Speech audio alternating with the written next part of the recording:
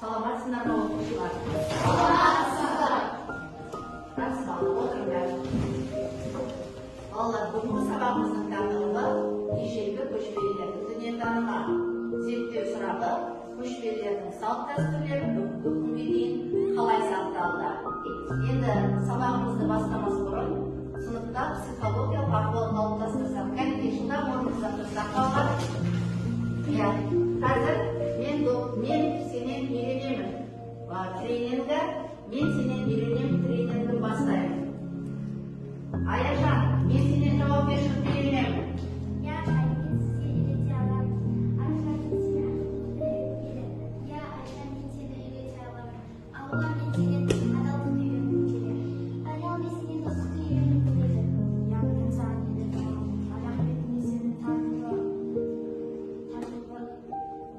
Жақсы оқыды. Тарихын жақсы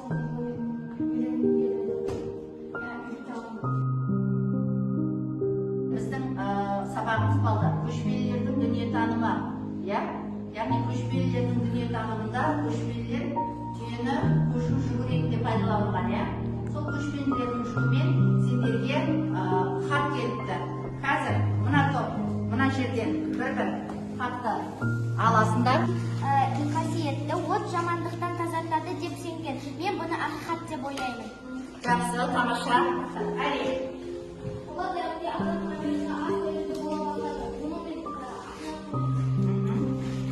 Жақсы. Ал балалар, келесі сабақты ашу үшін қолданылатын әдіс тәсіліміз стоп кадр әдісі. Яғни мен әр кадрды көрсетемін, сол сурет бойынша баян өздерінің толық мәліметтерін айтатын боласыңдар. Кәнекей, мына суретте не көріп тұрмыз балалар? Кәнекей, белсенді боламыз балалар. Қол көтереміз, аяқ айта ғой. Бұл суреттен алысының көшпелілер атаған ал-Мехико басты халқы намаз мерекесін жаңа күн деген мағынаны білдіреді. Ғалымдардың айтуы бойынша бұл 3000 жылдай бұрын тойлана бастаған. Келесі көкпар ойынын көріп тұрмыз, тақтадан. Кәні, балалар.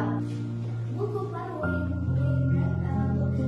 қасқырлар алдыңғы көп шала бергендіктен олардың мал бағушылар соғып алып оны бір-біріне лақтырысып ойын қылған. Көкпардың бірінші аты ол көкбөрі деп аталған. Кейіннен ол кең таралғандықтан ол көкпар деп аталды. Елбасы Нұрсұлтан Әбішұлы Назарбаев өзінің болашаққа бағдар рухани жаңғыру мақаласында атқа міну мәдениеті жөнінде ерекше тоқталған. Тақтадан не көріп тұрмыз? Тамаша, дұрыс айтасыңдар, саятшылық. Ал көшпелілердің салт дәстүрінде саятшылық болған екен. Саятшылық туралы не білеміз балалар? Саятшылық жыртқыш құстарды қолға үйретіп оларды аңға салады. Мұндай адамды құсбегі деп атайды. Құсбегі құстарды үйретіп аңға салады. Саятшылық қазақтың майырына қосылған қасыры. Келесі стоп кадр әдісінде кадрдан не көріп тұрмыз?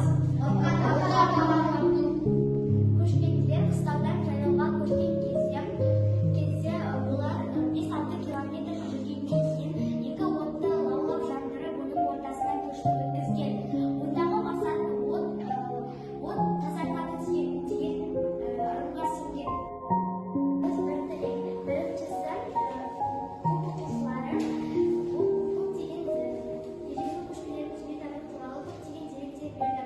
Ал екіншісі оқушылар сабаққа белсенді қатысты.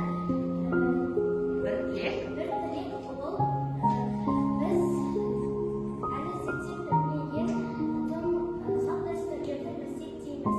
Жақсы, көбірек салт дәстүрімізді қолдансақ дейміз. Керемет, жақсы қарайсыз. Ал кәнекей, енді біз кезбе тілші әдісін қолдансақ, ол бойынша осы жерден бір оқушы болашақта журналист мамандығын таңдай деген оқушы бар екен кәні? Келе қойшы, Аружан. Аружанды біз ортамыздан кезбе тілші журналист қылайық балалар. Мен Жолдасова Аружан ежелгі көшпелілердің дүниетанымы туралы сіздерге сұрақ қойғым келеді. Бірінші сұрағым, сіздердің отбасыларыңызда қандай салт дәстүрлер ежелден жалғасып келеді?